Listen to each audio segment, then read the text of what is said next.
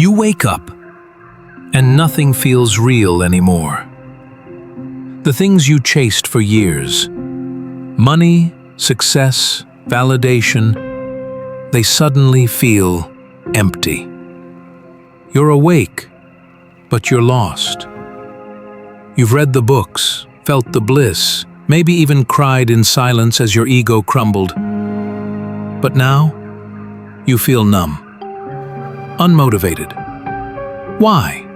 Why does it feel like your fire died after your soul came alive? Carl Jung saw it all coming. In this video, we'll explore why spiritual awakening often leads to an existential emptiness, and how Carl Jung, the father of analytical psychology, warned us, explained it, and even showed the path forward. This isn't just theory. This is your life. And if you've ever felt like you've touched the divine, and then fell into the deepest void, you're not alone. And this video might just save your journey. Chapter 1. The Collapse of the False Self. Carl Jung understood something most people still don't. He said, "People will do anything, no matter how absurd, to avoid facing their own soul. But what happens when you're forced to face it? When your illusion of who you are, your ego, shatters during a spiritual awakening. You were told it would be beautiful, but you weren't told about the collapse. You see, before the awakening, you had a structure. Maybe it was flawed, maybe it was shallow, but it was a system, a belief, a fuel source. Carl Jung called this the persona, the mask we wear for society. But awakening burns that mask, and suddenly, you're left with no identity, no chase, no direction. That's not laziness, that's grief. You're not unmotivated. You're grieving the death of who you thought you were. The privilege of a lifetime is to become who you truly are. But before you become that, you have to lose who you're not. Motivation doesn't die after awakening, it recalibrates. And here's the twist. The reason you feel empty is because your old motivations were never truly yours. Think about it. That job you wanted, maybe it was never about passion. It was about validation. That relationship you chased, was it love or was it fear of being alone? The body you wanted, was it for health or approval? Awakening strips all that away, and what's left? A silent, infinite space. You're not broken. You're in the womb of your real self. Chapter 2. The Void. After awakening, the void is not a mistake, it's a doorway. When the ego dissolves, there's a silence, a stillness, a space that no longer pulls you outward. And because the old world doesn't attract you anymore, it's easy to feel lost. Chapter 3. Archetypes Reawaken, Jung's Map of the Su. Jung didn't just observe the collapse of the ego. He mapped what comes next, the shadow, the anima and animus, the self. These archetypes aren't myths. They're living parts of you, waiting, hidden beneath the noise. The shadow is everything you denied, repressed or disowned. And now that the persona is gone, the shadow rises. You may feel anger, confusion, depression. These are the voices of the shadow knocking, not to destroy you, but to liberate you. This is your soul's therapy, the unconscious becoming conscious. The more shadow you integrate, the more whole you become. And from that wholeness, new motivation arises, not to impress others, but to fulfill your inner calling. Chapter 4. From Dopamine to Dharma, Redefining Drive.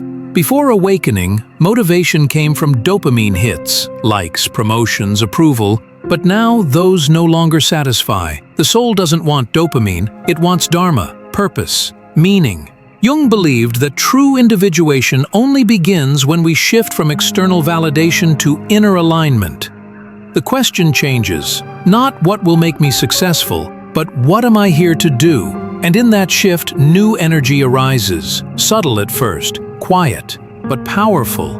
Motivation returns, but now it's sacred. Chapter 5, When the Shadow Strikes Back, Regression and Relapse.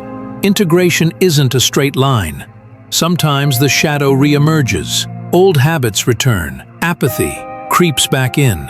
Jung understood this. He called it enantiodromia, the tendency of things to turn into their opposite. Even after awakening, you might fall back into addictive behaviors or depression. This is not failure. It's the psyche testing your integration. When the old self tries to reclaim space, don't fight it. Observe it. Love it. Remember, transformation is cyclical, not linear. Each relapse is a deeper spiral inward.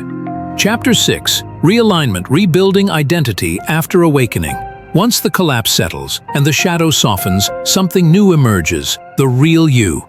But it's not glamorous, it's raw, it's uncertain. Jung said the goal is not perfection, but wholeness. You rebuild not from ambition, but from authenticity.